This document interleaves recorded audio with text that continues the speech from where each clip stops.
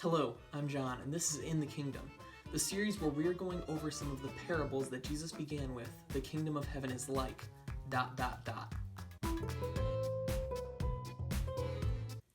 So there are some cultural things in our text today, so we're just going to get right into the readings that we have time to talk about those.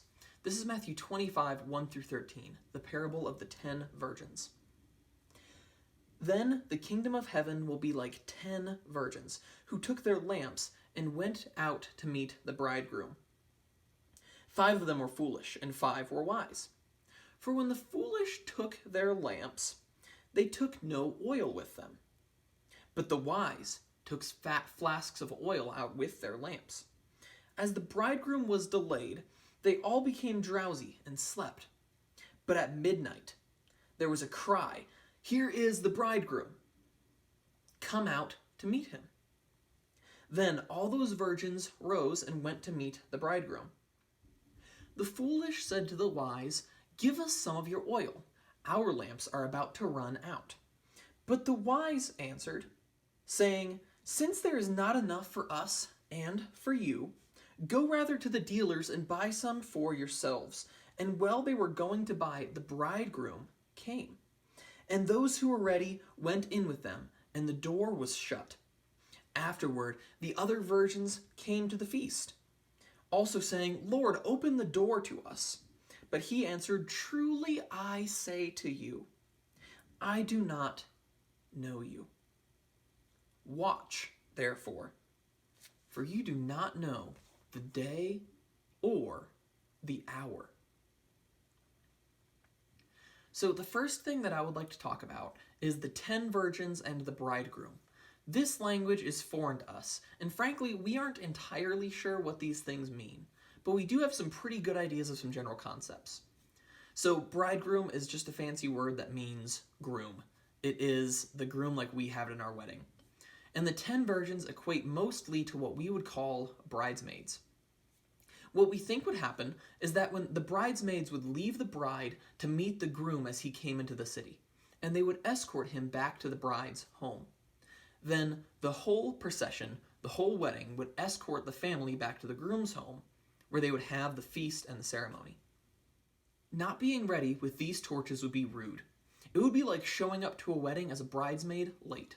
Without your hair done, you don't even have your bridesmaid dress, your makeup's not done, and you're just wearing ratty clothes. Without being ready, the virgins would not be able to take part in the rest of the ceremony. So if you weren't ready, you would be left out. So that takes us to what Jesus is saying at the end. His command is simple: watch. This could be also translated as be awake, be ready. Because you don't know when Jesus is going to come. So what does that mean? So I've said this before and I will say it again. We tend to think that these types of things mean interpreting all of Revelation the correct way, having all of the proper ideas about what the end times are going to be like so that we can spot it before it happens, etc. This is not what this means. Jesus wants you to do as he says. He wants you to be close to God. Act each and every day as if that day could be interrupted at any moment by Christ's return. How would you live your life differently if this were the case? How would you spend your time differently? Would you be more active in prayer? Would you be less likely to wait and delay to talk to your friends about Jesus? Would you make repentance more of an urgent thing in your life? So what I want you to do is pay attention to this throughout the next day. The people in this story did not have their torches ready. They prepared too late, and because of that, they could not take part in the wedding celebration. With Christianity, with the kingdom of heaven, it is the same way. If we prepare too late, when Christ returns, we won't be able to be a part of it. So of what in your Christian walk have you been procrastinating? The time to be prepared is now.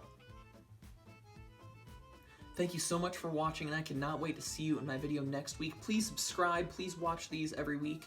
And on Wednesdays, I do Preaching in Pajamas. I am so excited to do those.